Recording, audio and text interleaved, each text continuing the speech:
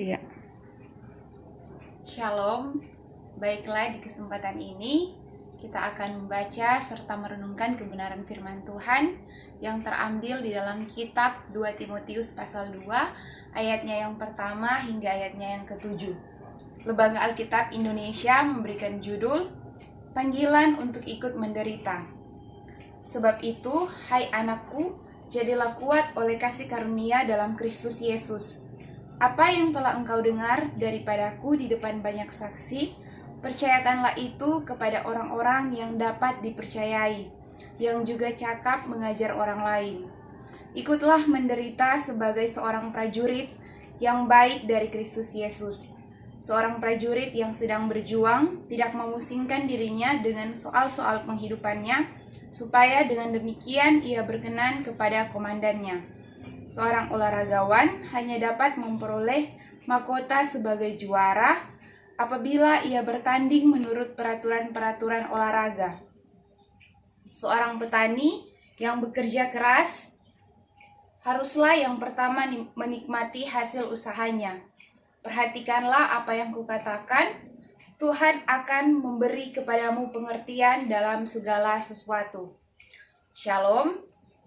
Dalam kebenaran firman Tuhan hari ini, kita akan belajar bersama-sama pesan dari seorang Paulus kepada Timotius, bagaimana bersikap sebagai seorang pekerja Kristus. Nah, ada 3 gambaran yang diberikan oleh Paulus, yaitu yang pertama, bagaimana menjadi seorang pekerja Kristus seperti seorang prajurit, di mana dia tidak memusingkan dirinya sendiri. Dengan demikian, semua yang dia lakukan memuaskan komandannya.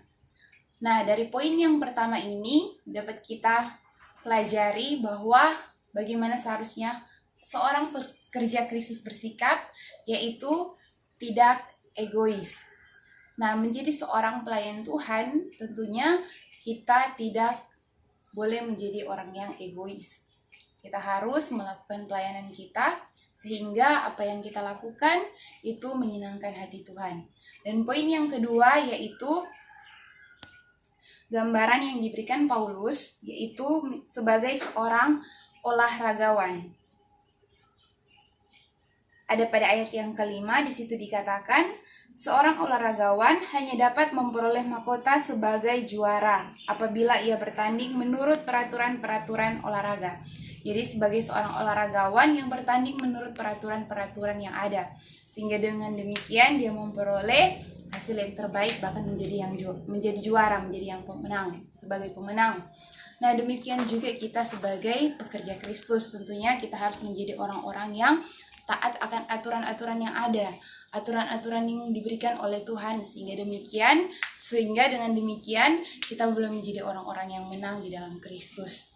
Dan gambaran yang ketiga yang telah diberikan oleh Paulus kepada Timotius yaitu sebagai seorang petani. Di sini dalam ayat yang ke-6 dikatakan, seorang petani yang bekerja keras haruslah yang pertama menikmati hasil usahanya. Gambaran yang ketiga yaitu seorang petani di mana dia memiliki sikap yang pekerja keras.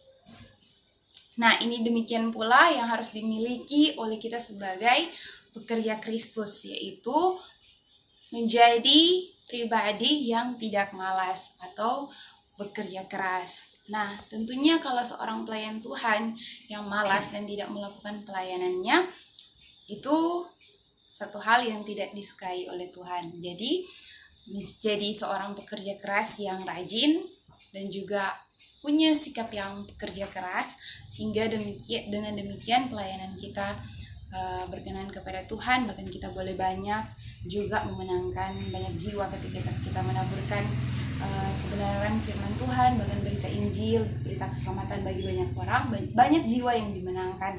Dengan demikian hasil dari pelayanan kita boleh